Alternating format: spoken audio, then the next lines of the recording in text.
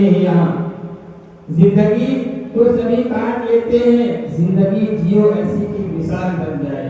لیکن آیت پر حضرت مولانا محمد اسلام الحق صاحب قاسمی۔ السلام علیکم ورحمۃ اللہ وبرکاتہ۔ الحمد للہ رب العالمین والصلاة والسلام علی سید المرسلین وعلى آلہ واصحابہ اجمعین، اما بعد۔ اعوذ باللہ من الشیطان الرجیم، بسم اللہ الرحمن الرحیم۔ ان عدۃ الشہور عند اللہ 12 شہرا فی کتاب اللہ یوم خلق السماوات والارض منها 4 حرم ذلك الدین القیم فلا تظلموا فیہن انفسکم۔ صدق اللہ العظیم۔ میرے محترم بزرگوں اور دوستوں، اللہ رب العزت کا بے انتہا احسان و کرم ہے کہ اللہ تبارک و تعالیٰ نے ہم سب کو یہاں پر ایک دینی مجلس میں جمع کروایا ہے۔ تمام حضرات قابل تعریف ہیں، جلسے میں محنت کرنے والے تمام حضرات، جلسے کا انعقاد کرنے والے تمام حضرات اور ہمارے اس گاؤں کے تمام حضرات قابل تعریف ہیں۔ اللہ تبارک و تعالیٰ آپ تمام حضرات کی محنتوں کا رشوہ قبول فرمائے اور اس سلسلے کو اللہ تبارک و تعالیٰ بڑی آب و تاب کے ساتھ قیامت تک جاری و ساری فرمائے۔ میرے محترم بزرگوں اور دوستوں، اسلامی مہینے کے اعتبار سے یہ محرم الحرام کا مہینہ ہے اور یہاں سے مسلمانوں کے سال کا آغاز ہوتا ہے، اسلامی سال کا آغاز ہوتا ہے۔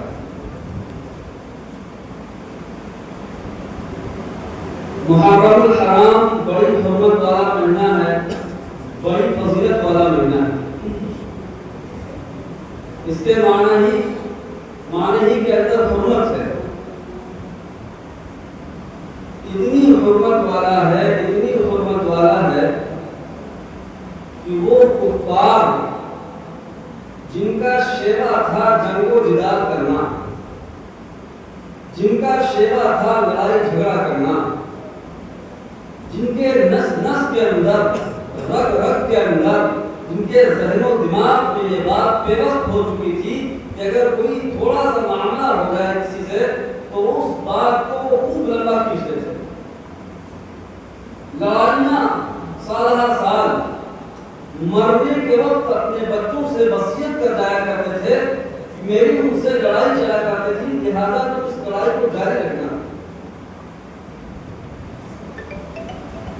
لیکن جب ان حرمت والے مہینے میں وہ داخل ہوتے تو وہ تمام جنگ و جدال اور تمام لڑائیاں، تمام دشمنی سب بھول جایا کرتے تھے، ختم کر دیا کرتے تھے تمام لڑائیوں کو۔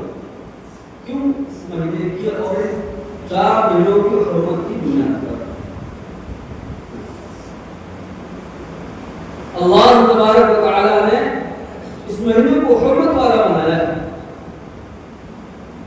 ہمارے ذہن و دماغ میں ایک بات شیطان نے یہ بسا دی، شیطان نے یہ بات ڈال دی اور ہمارے ذہن و دماغ کے اندر یہ بات پیوست ہو گئی کہ یہ مہینہ حضرت حسین رضی اللہ تعالیٰ عنہ کی شہادت کی وجہ سے حرمت والا ہے۔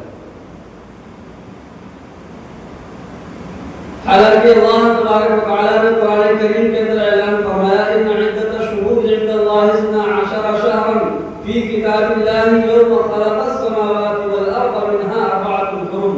اللہ تبارک و تعالیٰ نے اس مہینے کو حرمت والا حضرت حسین علیہ الصلوۃ والتسلیم کی قربانی کی وجہ سے نہیں بنایا، 100-200 سال پہلے اس مہینے کو حرمت والا نہیں بنایا۔ اللہ نے اس مہینے کو جناب محمد رسول اللہ صلی اللہ علیہ وسلم کی ذات کی وجہ سے حرمت والا نہیں بنایا۔ اللہ نے اس مہینے کو تمام صحابہ کی قربانیوں کی وجہ سے حرمت والا نہیں بنایا، بلکہ اللہ یہ فرماتا ہے میں نے اس مہینے کو زمین و آسمان کے تخلیق کے وقت، زمین کو آسمان کے پیدا کرنے کے وقت ہی حکومت والا بنا دیا۔ یہ کوئی 1400 سال پہلے کی بات نہیں ہے اور 150 سال پہلے کی بات نہیں ہے، بلکہ اللہ تبارک و تعالی نے جب زمین و آسمان کو پیدا فرمایا، ان کی تخلیق فرمائی، اسی وقت اللہ تبارک و تعالی نے ان مہینوں کو حرمت والا بنا دیا تھا۔ یہ مہینہ اس وقت سے، اور یہ چاروں مہینے اس وقت سے حرمت والے ہیں، یہ اس وقت سے متبرک ہیں، یہ معظم ہیں، محترم ہیں۔ ہمیں ان مہینوں کے اندر جو ہے ان مہینوں کا احترام کرنا چاہیے۔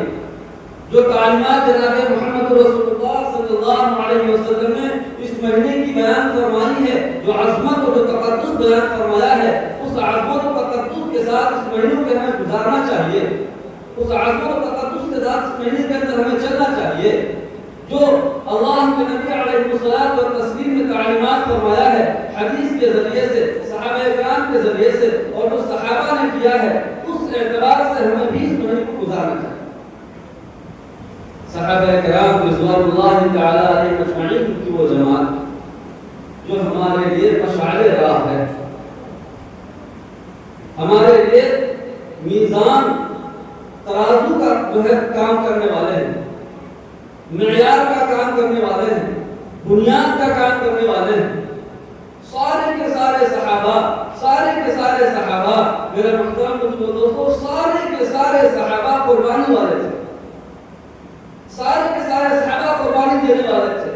زندگی کا ہر لمحہ ان کی قربانیوں کے اندر گزرا، زندگی کا ہر لمحہ ان کی قربانیوں سے جو بھرا پڑا ہے، تاریخ ان کی قربانیوں سے بھری پڑی ہے، کتابیں ان کی قربانیوں سے بھری پڑی ہے۔ سارے کے سارے صحابہ ہر لمحہ ہر وقت جناب محمد رسول اللہ صلی اللہ علیہ وسلم پر اپنی جان و دل، اپنی جان قربان کرنے کے لیے تیار تھے، اور ہر وقت اپنا سب کچھ چھوڑنے کے لیے تیار تھے۔ صرف ایک حضرت حسین رضی اللہ تعالیٰ عنہ کی شہادت نہیں، نہ جانے کتنے صحابہ اس دین کے ساتھ قربان ہوئے، نہ جانے کتنے صحابہ، اور کیسی کیسی قربانیاں دی ہیں۔ بڑی عظمت والا بنایا اللہ نے ان کو، ان کے ایمان کو اتنا عظمت والا بنایا، ان کا ایمان اتنا مضبوط ہو گیا، ان کا ایمان اتنا مضبوط ہو گیا کہ اللہ نے ان ذاتوں کے ایمان کو معیار بنا دیا ایمان والوں کے، ان ذاتوں کے ایمان کو معیار بنا دیا ایمان والوں کے، اور یہ فرمایا یا ایھا الذین آمنوا آمنوا کما آمن الناس، اے ایمان والوں ایمان لے آؤ جیسا کہ صحابہ کرام ایمان لائے تھے۔ ہمارے لیے صحابہ کرام کی ذات، صحابہ کرام رضوان اللہ تعالی علیہ اجمعین کی ایک ذات ہمارے لیے معیار ہے۔ اللہ کے نبی جناب محمد رسول اللہ صلی اللہ علیہ وسلم نے مختلف موقعوں پر، مختلف جو ہے حدیث کے اندر صحابی کو جنتی قرار دیا۔ کبھی کہا کہ عمر فی الجنہ، عثمان فی الجنہ، ابو بکر فی الجنہ، سعد و سعید فی الجنہ، زبیر عبید بن جراح فی الجنہ۔ ایسے مختلف موقعوں پر اللہ کے نبی جناب محمد رسول اللہ صلی اللہ علیہ وسلم نے ان کو جنتی قرار دیا۔ صحابہ فضیلت والے تھے، اور فضیلت والے کیوں نہ ہوں، صحابہ نے دین کی خاطر قربانیاں دی تھی۔ آج جس دین کو ہم بہت ہی ہلکے میں اور بہت مذاکرت میں ہم استعمال لیتے ہیں، آج جس دین پر چلنے کے لیے جو ہمارے پاس وقت نہیں ہوتا، آج نمازیں ہم سے بہانے سے چھوٹ جاتی ہیں، اس دین کے ساتھ کیسی کیسی قربانیاں پیش کی صحابہ نے۔ میرے محترم دوستو، صرف اسی 9-10 محرم 10 تاریخ اسی قربانی کو یاد کر لینا، اور حضرت حسین رضی اللہ تعالیٰ عنہ کی قربانی کو جو ہے آگے بڑھا دینا اور باقیوں کو بھول جانا، کیا یہ صحابہ کے حق میں ناحق تلفی نہیں؟ پہلی محرم الحرام کو حضرت عمر رضی اللہ تعالیٰ عنہ کی شہید ہوئی۔ 28 ذی الحجہ کو ان کے خنجر مارا گیا، نماز کے حالت میں خنجر مارا گیا، اور پہلی محرم کو ان کی شہادت ہوئی۔ آپ جانتے ہیں کون عثمان؟ وہ حضرت عمر رضی اللہ تعالیٰ عنہ جن کے بارے میں اللہ کے نبی جناب محمد رسول اللہ صلی اللہ علیہ وسلم نے فرمایا لا يكون بعدی نبی، میرے بعد کوئی نبی آنے والا نہیں. پھر آگے فرمایا لو كان بعدی نبی لكان عمر، اگر میرے بعد کوئی نبی ہوتا تو عمر ہوتا. اللہ کے نبی جناب محمد رسول اللہ صلی اللہ علیہ وسلم کا سارے ایک صحابی، اعلیٰ درجے کے صحابی، ایمان کے اعتبار سے، عمل کے اعتبار سے، کردار کے اعتبار سے، رہن سہن کے اعتبار سے، معاشرتی اعتبار سے، تجارت کے اعتبار سے، چلنے پھرنے کے اعتبار سے، گھر کے اندر باہر مسجد کے اعتبار سے، زندگی کے ہر شعبے کے اعتبار سے سارے کے سارے صحابی اعلیٰ درجے پر فائز ہیں. میرے محترم بزرگوں اور دوستو، اللہ کے نبی جناب محمد رسول اللہ صلی اللہ علیہ وسلم بڑے افسوس میں تھے، اپنے آخری وقت میں بڑے افسوس میں تھے. نہایت افسوس، نہایت قلب رنج غم کا سوال تھا جناب محمد رسول اللہ صلی اللہ علیہ وسلم کے اوپر. اور اللہ تبارک و تعالیٰ سے یہ کہا کہ اللہ میرے دنیا سے جانے کے بعد، میرے دنیا سے پردہ فرمانے کے بعد میرے صحابہ میں اگر کوئی اختلاف ہو جائے گا، صحابہ کی رائیوں میں اختلاف ہو جائے گا، اے اللہ بتاؤ ان کا کیا معاملہ بنے گا. اللہ کے نبی جناب محمد رسول اللہ صلی اللہ علیہ وسلم اپنے اللہ سے مشورہ کریں کہ میری دنیا سے جانے کے بعد اگر صحابہ کسی ہر چیز میں اختلاف کر بیٹھے، صحابہ کی رائیوں میں اختلاف ہو گیا، اگر صحابہ جو ہے الگ الگ ان کی رائے ہو گئی، اے اللہ مجھے بتلا دیجیے میرے صحابہ کا کیا معاملہ بنے گا. فَأَوْحَىٰ إِلَيْكَ يَا مُحَمَّدْ، اللہ نے جناب محمد رسول اللہ صلی اللہ علیہ وسلم کی طرف وحی بھیجی. فَأَوْحَىٰ إِلَيْكَ يَا مُحَمَّدْ، نبی علیہ الصلوۃ والتسلیم فرماتے ہیں کہ اللہ نے مجھ پر وحی بھیجی. جبرائیل امین آئے، تشریف لائے اور فرمایا یا محمد، اے محمد صلی اللہ علیہ وسلم، الصحابہ کلکم بمنزلۃ النجوم فی السماء، سارے کے سارے صحابہ میرے نزدیک یعنی اللہ کے نزدیک آسمان کے ستاروں کے مانند ہیں. اللہ کے نبی جناب محمد رسول اللہ صلی اللہ علیہ وسلم سے اللہ خود فرما رہے ہیں کہ میرے نزدیک آپ کے سارے صحابہ، چاہے وہ حضرت ابو بکر ہو، چاہے وہ ادنا درجے کا صحابی ہو، چاہے وہ کیسا صحابی ہو، چاہے وہ جنگوں میں شہید ہوا ہو نہ شہید ہوا ہو، چاہے وہ جنگوں میں شریک ہوا ہو نہ شریک ہوا ہو، میرا اے نبی صلی اللہ علیہ وسلم آپ کا ایک صحابی میرے نزدیک آسمان کے ستاروں کی مانند ہے.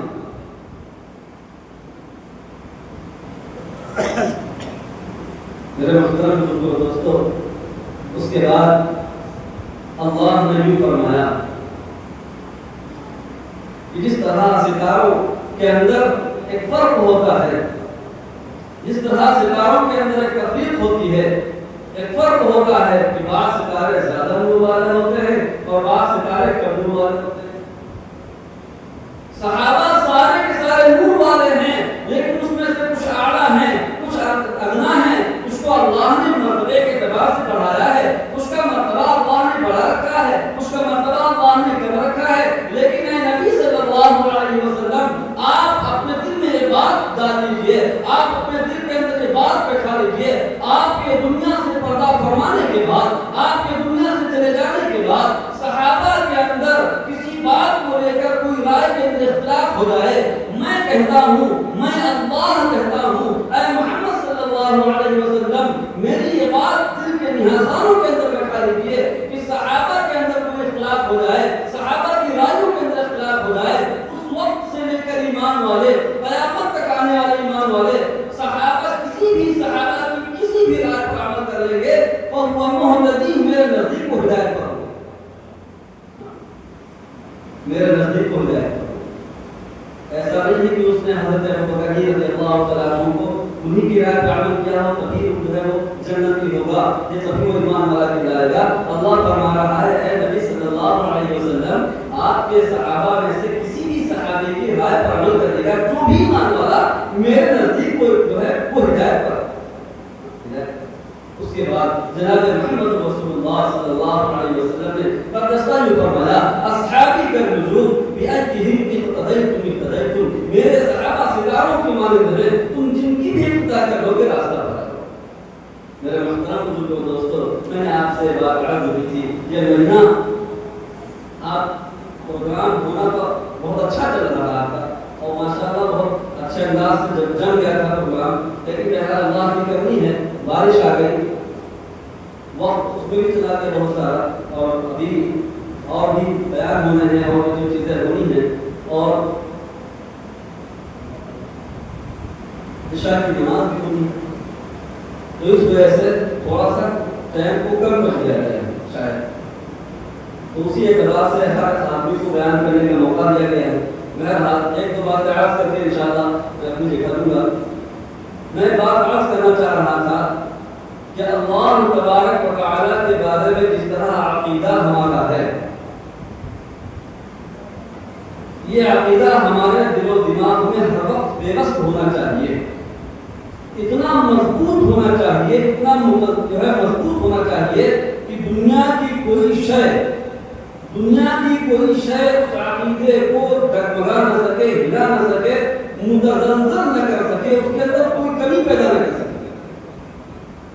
سب سے پہلا عقیدہ ہمارا یہ ہونا چاہیے کہ اللہ ہی ہم سب کو پیدا کرنے والا ہے،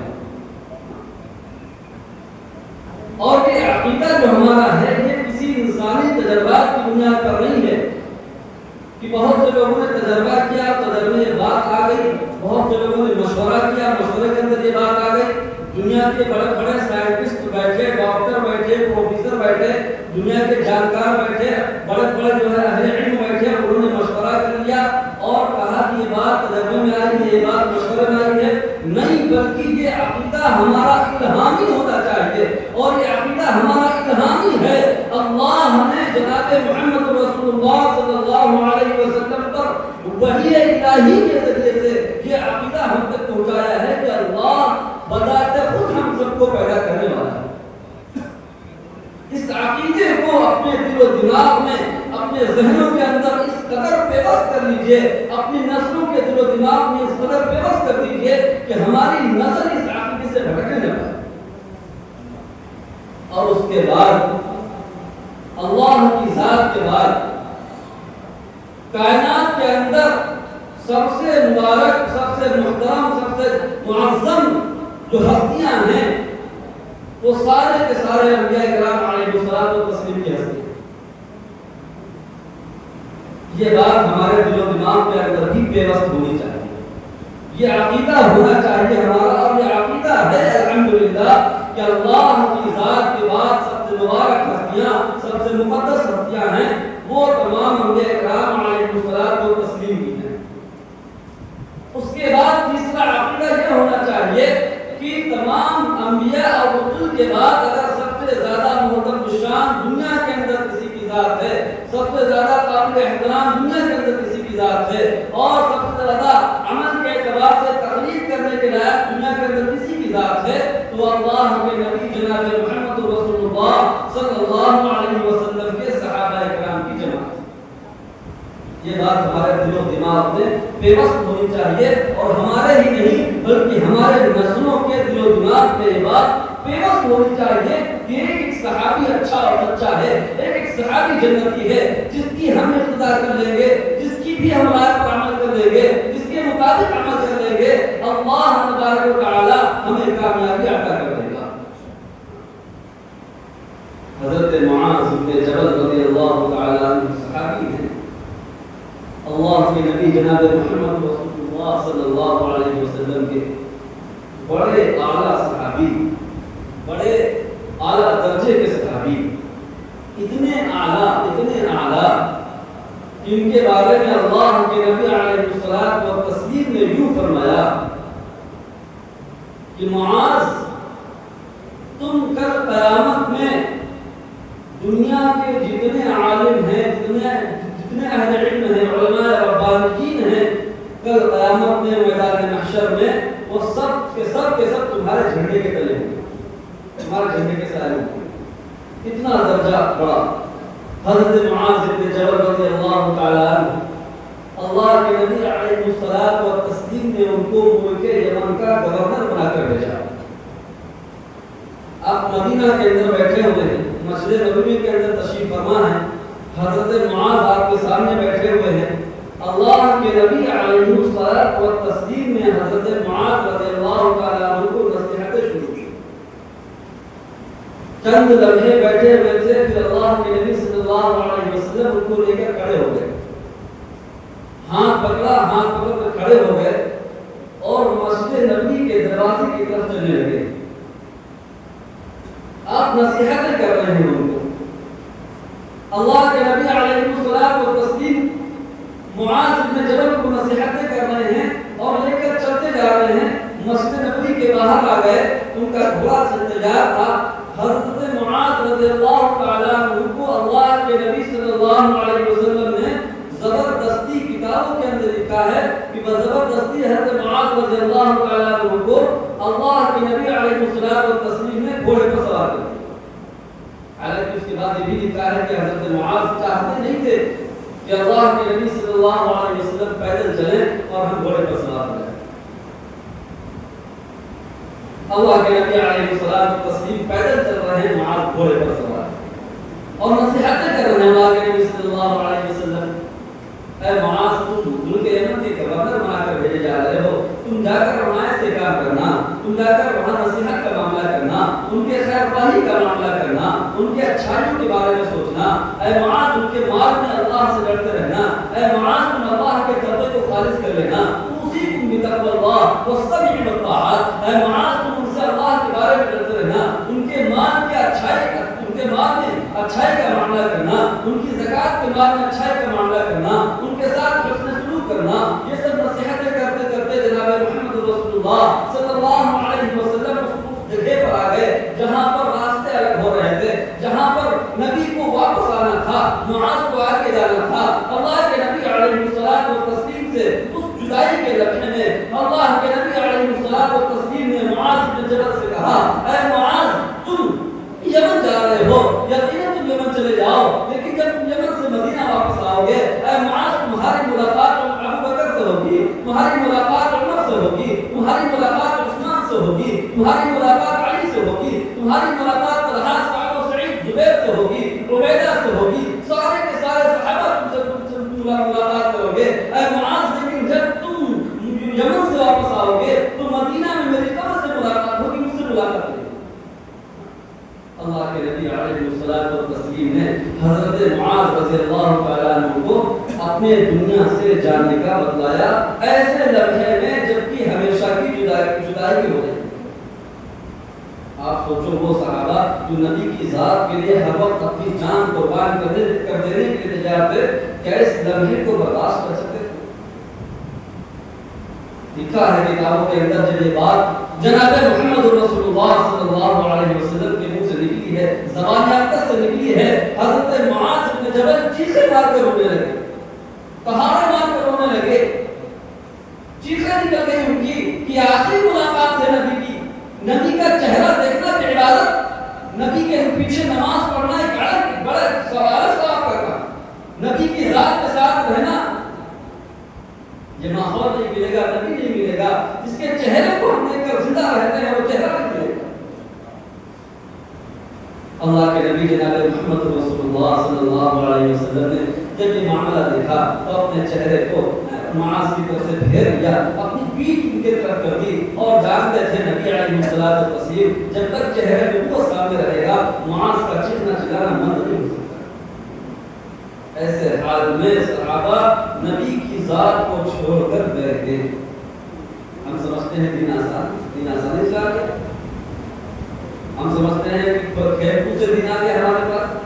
نہیں میرے محترم دوستو, آج جس چیز کو ہم نے بڑا ہلکا سمجھ رکھا ہے, آج ہم نے جس دین پر ہم کو چلنے سے شرم محسوس ہو رہی ہے, یہی دین ہمیں دنیا کے اندر بھی عزت دلائے گا, یہی دین پر قیامت کے اندر بھی عزت دلائے گا. میرے محترم دوستو, وہ حضرت حسین رضی اللہ تعالیٰ عنہ جن کی قربانی کو ہم بار بار یاد کرتے ہیں, اپنے 8 ذی الحجہ کو اپنے گھر سے نکلے ہیں, مدینہ سے 8 ذی الحجہ کو مدینہ سے نکلے ہیں, اور 22 دن یا تقریباً 24 دن کے سفر کے بعد کوفہ پہنچے. مکہ سے مدینہ سے کوفے کی جو ہے جو فاصلہ ہے 1381 کلومیٹر ہے. اس زمانے کے اندر اس وقت جو فاصلہ طے ہوتا ہے تقریباً 18 گھنٹے میں طے ہو جاتا ہے. گاڑی سے لوگ جاتے ہیں 18 گھنٹے میں پہنچ جاتے ہیں. لکھا ہے کتابوں کے اندر کہ حضرت حسین رضی اللہ تعالی عنہ 24 دن کے سفر کے بعد کوفہ پہنچے اور اس سفر سے مکہ سے مدینہ سے کوفہ تک کی اس سفر کے درمیان 13 مقامات پر آپ ٹھہرے اور 13 مقامات پر کسی نہ کسی سے آپ نے ملاقات کی.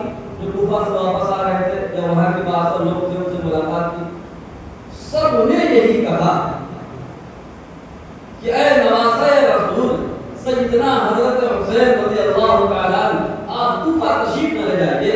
کوفہ والے بڑے بے رخصت ہو چکے ہیں. کوفہ والوں کے دل آپ کے خلاف ہو چکے ہیں.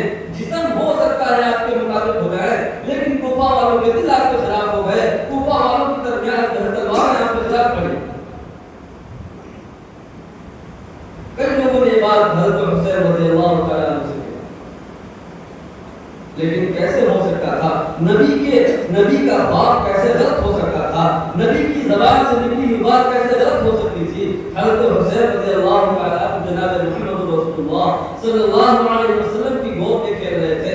جبرائیل امین تشریف لائے. اللہ کے نبی علیہ الصلوۃ والتسلیم سے بتلایا اے اللہ کے نبی آپ اس نواسے کو کوفہ میں ایسے قتل کیا جائے ایسے شہید کیا جائے گا. کوفہ والے اس کو ایسے شہید کریں گے ایسے ماریں گے. یہ بات جناب محمد رسول اللہ صلی اللہ علیہ وسلم کو بتلا دی گئی تھی پہلے ہی. آپ صلی اللہ علیہ وسلم بڑی محبت کرتے تھے نواسوں کے ساتھ. اتنی محبت کرتے تھے کہ جب ان کو مخاطب کرتے تھے حضرت علی سے کہتے بار بار کہتے کہ میرے دونوں بیٹے کہاں ہیں. اللہ کے نبی علیہ الصلوۃ والتسلیم کی آنکھوں سے آنسو جاری ہو گئے. اللہ کے نبی علیہ الصلوۃ والتسلیم رنجیدہ ہو گئے غمگین ہو گئے کہ ایسا حال پیش آیا. فوراً پھر وہی آ گئی. جبرائیل امین پھر آ گئے. اللہ کی طرف سے ہمدردی لے کر آ گئے. اللہ کی طرف سے جو ہے اس غم کا جو ہے صلہ لے کر آ گئے اور یوں فرمایا اے جناب محمد رسول اللہ صلی اللہ علیہ وسلم وہ حادثہ تو پیش آئے گا لیکن اللہ نے یہ وعدہ کر دیا ہے سیدہ شباب اہل الجنہ آپ کے دونوں نواسے جنت کے نوجوانوں کے سردار ہو جائیں. اللہ نے فیصلہ کیا. محترم دوستوں وہ قربانی وہ دین کی خاطر قربانیاں پیش کی گئی ہیں. آج ہماری زندگی کہاں گزر رہی ہے. آج ہمارا زندگی کا نظام کیسے ہو گیا. آج ہم کیسے ہو گئے. دل ہمارے کیسے ہو گئے. ہم مسلمانی سے خالی ہو گئے. ہم ایمان سے خالی ہو گئے. ہم اعمال سے پورے ہو گئے. ہمارے گھروں کا ماحول غیروں کا ماحول بن گیا. ہمارے بچے غیروں کے ماحول پر پنپ رہے ہیں. ہمارے بچوں کے ایمان کی جو ہے ہمارے بچوں سے دلوں سے ایمان کے ختم کرنے کی سازشیں کی جا رہی ہے اور ہم ایسے لاپرواہی کے اندر مبتلا ہیں ہمیں احساس نہیں ہوتا. دین قربانیوں سے آیا ہے. دین ان قربانیوں سے ایسی قربانیوں سے ہم تک آیا ہے. دین قربانیوں سے پھیلے گا. میرے محترم ایک حضرت حسین نہیں نہ جانے کتنے ایسے شہید ہوئے ہیں اس دین کے خاطر. وہ بات الگ ہے کہ حضرت حسین رضی اللہ تعالیٰ عنہ کی شہادت بڑی دردناک ہے. بڑی جو ہے تکلیف دہ ہے اور ایسی قربانی کی آسمان نے دیکھی نہیں. ایسی قربانی زمین نے دیکھی. یہ بات ہے. حضرت حسین رضی اللہ تعالیٰ عنہ کی بہن نے کہا تھا میدان کارزار کے اندر ہی کہا تھا اور چھوٹے علی اور چھوٹے جو ہے بھائی کو لے کر اپنے جو ہے دماغ شریف پر بھائی کو لے کر گود میں اٹھا کر کہا تھا جب ایک ملعون نے اس کے جو ہے تیر مارا تھا اور اس کے حلق کو بھی ادا کر لگا تھا. اس کے حلق سے جو خون کے فوارے اٹھے تھے اس کو دیکھ کر زینب بنت علی جو بہن ہے حضرت علی رضی اللہ تعالیٰ عنہ کی حضرت حسین رضی اللہ تعالیٰ عنہ کی بہن ہے. انہوں نے اللہ سے کہا تھا اے اللہ یہ آل رسول ہیں. اے اللہ یہ نواسے رسول ہیں. اے اللہ یہ سب تیرے رسول کے گھر کے لوگ ہیں. آج ان کو تہدید کیا جا رہا ہے. آج ان کو مارا جا رہا ہے. ان کے جو ہے سروں کو آسمان میں بلند کیا جا رہا ہے. اے اللہ یہ وہ ہونٹ ہیں جن کو نبی چوما کرتے تھے. اے اللہ یہ وہ رخسار ہیں جن کو نبی چوما کرتے تھے. اے اللہ یہ وہ نواسے ہیں جن کو نبی اپنی گود میں کھلایا کرتے تھے.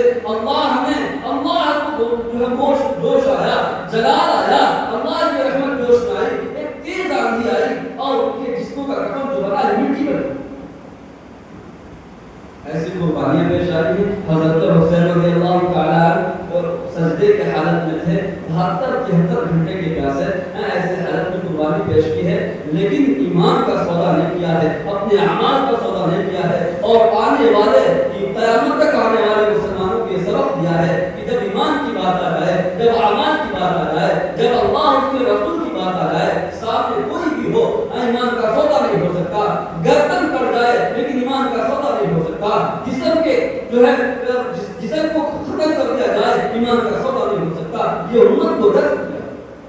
اس لیے میرے محترم دوستو، ہمیں یہ درس ملتا ہے قربانوں کے ذریعے سے، ان قربانیوں کے ذریعے سے، یہ ہمیں درس ملتا ہے کہ ہم اپنی زندگیوں کو ایمان، اپنی زندگیوں کے اندر ایمان کو داخل کریں، اپنی زندگیوں کو اندر اعمال کو داخل کریں، اس قربانی کے ساتھ ہم زندگی کو آگے لے کر بڑھیں۔ ان قربانیوں کے بغیر اگر ہم چلنا چاہیں گے، اگر ہم چاہیں گے کہ ایسے ہی ہماری زندگی گزر جائے، تو دوستوں بزرگوں، ہو سکتا ہے ہم مسلمان، ہو سکتا ہے ہم زندہ ہوئے تھے، پیدا ہوئے تھے مسلمان مر جائے، کیونکہ ابھی تو ہم تھوڑا بہت ہمارے اندر باقی ہے، لیکن ہماری نسلیں پیدا تو مسلمان ہوئی تھی لیکن پیدا مسلمان بن جائے، جس کا کوئی وقت نہیں۔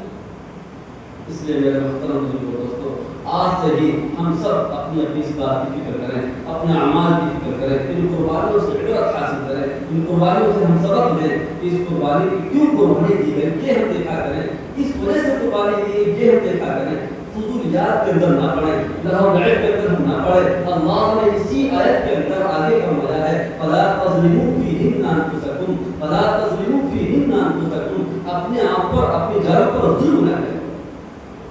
خودکشی حرام ہے اسلام کے اندر، کہاں اپنے جسموں کو کہا جائے اپنے خنجر مارو جا کر، یہ سب فضول کی باتیں ہیں، یہ سب ضروریات کی باتیں ہیں۔ ہم کو صحابہ کی زندگی ہمارے سامنے ہے، صحابہ کی سیرت ہمارے سامنے ہے، جناب محمد رسول اللہ صلی اللہ علیہ وسلم کی سیرت ہمارے سامنے ہے۔